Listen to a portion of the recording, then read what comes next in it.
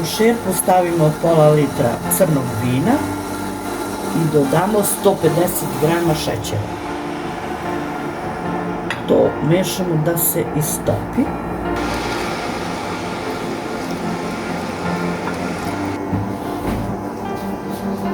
Kad se šećer otopi, dok još vino ne provri, sipamo 250 grama borovnice, smrznute, ne odmrzavane. Dodamo 5 karanfilića, 1 štap cimeta,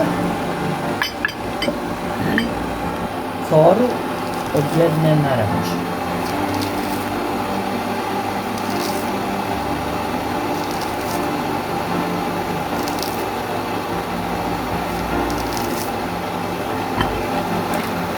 To sjedinimo.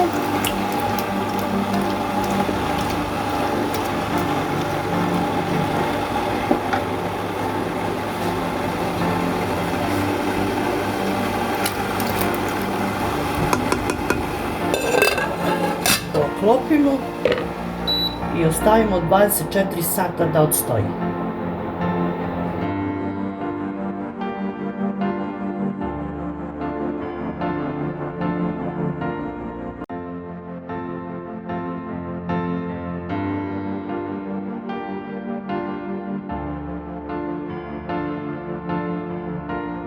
Pošto su nam borovnice odstajale u vinu 24 sata, mi ih sad procedimo.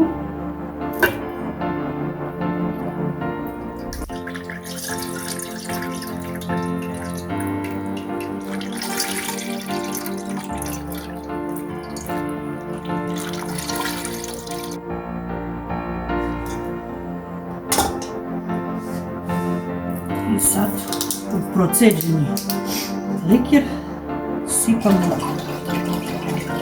150 ml ruma.